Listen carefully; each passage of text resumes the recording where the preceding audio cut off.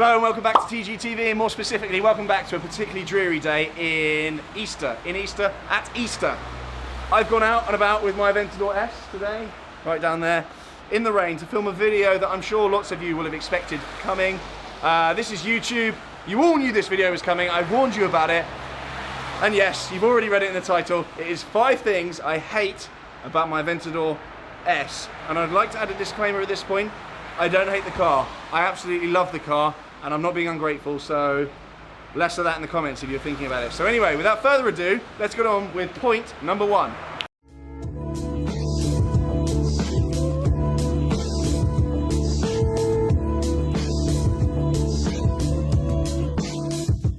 Point number 1 then, and a very, very boring point and a very obvious one, and one that I've touched on before, is fuel economy. Fuel economy in this car is absolutely appalling. It is abysmal. It's probably the worst fuel economy I've ever had in any car ever. Did I expect it? Yes. Do I care? No. So point number 1 isn't really a point, and I don't think you can even check the fuel economy on the trip computer. If there's a way of checking, I don't know how to do it. I couldn't imagine though that the... Do I need to pay at pump or some rubbish? No? Are you gonna... Squeeze, boy. Yeah, I'm squeezing, lads. I'm squeezing. There we go. We're in. So yeah, I wouldn't imagine the fuel economy will be any better than about 12 or 10, maybe. Ollie's raising his eyebrows. Yeah, it is quite a surprising statistic. But I don't use this every day, so I really, really, really don't care at all, and it's an extremely obvious point. So point number 1 isn't really a point. Should we go on to number 2? Point numero 2. Number 2. For those that are not on the continent. Point number 2 is another money-related issue, actually. A very, very basic, blunt one.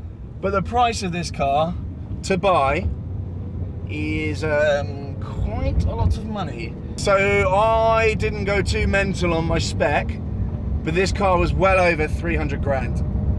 That's a lot of cash. That's like a house.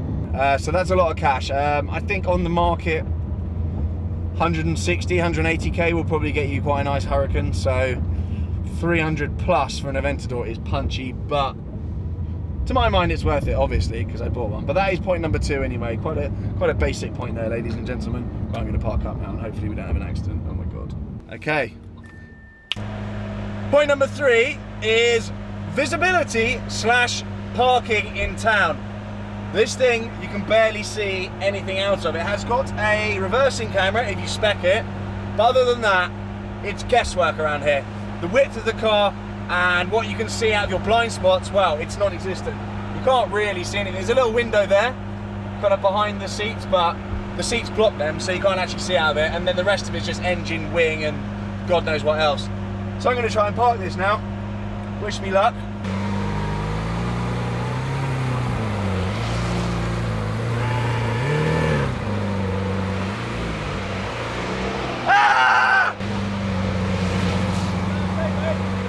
Yeah, mate, you're in. Yeah, we're in. Fine. Yeah. Next point? Yeah. Next point. Yep. Point number 4 then, I've touched on it in another video. It's a very insignificant point, not as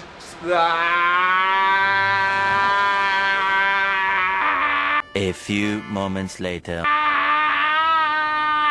Not as significant as the other point, that was the price of the car. The key is crap. It is rubbish. It's probably the worst. Can we get? Have we got close up on that, mate? Yeah, we'll get that. It's poo! It's absolutely poo! Lamborghini, what are you doing with this? This is an Audi A5 key, okay? An Audi key, but there's not even a button to open the boot on there. The middle button is blank. So it's worse than an Audi A5 key. Nothing wrong with the Audi A5, solid car. But you can tell Lamborghini have done this on kind of a Friday afternoon. They've got to 4:30. They're like, right, we've made the car, we need to make a key. Should we just use one of those Audi ones? Yeah, grab one of them. We can't just use exactly the same key. Should we just stick a Lambo badge on the end of it? Yeah, that'll do, let's go home. That is literally what that is. That's Friday afternoon, that key. It does that as well, which is of no real merit, but yeah, the key is absolute poo. Lamborghini, sort your lives out, that is terrible. The Ferrari keys are cool. Even the new ones that are just like an egg. I prefer the old school type ones on the F12 that I have, but yeah, that's poo. That is poo. Do you want to hear poo again? Poo. Also, the key's quite important, because say for example you are out in like a bar or a nightclub and you wanted to go and put that in a girl's drink. Archie, I'm talking to you. Hello. It just doesn't work, because that just looks like an Audi. and that's not going to get you. Yep. So that's point number 4. That's point number 4. It's a family channel. Should we go to point number 5? Point number 5. Let's do it. Okay. Point number 5 then. Being a very busy and important young man. Well, man now, I'm not that young.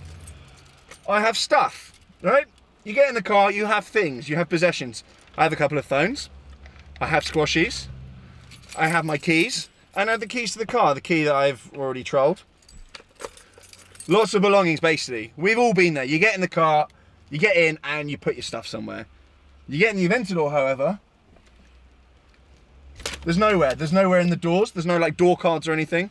There's no storage here. There's a little flap that just trolls you because there's actually nothing underneath. Oh, what's? Looks like there's been children in here, but there haven't. There is no storage. You've got the glove box, but that's just full of bric-a-brac usually. Yeah, bric-a-brac.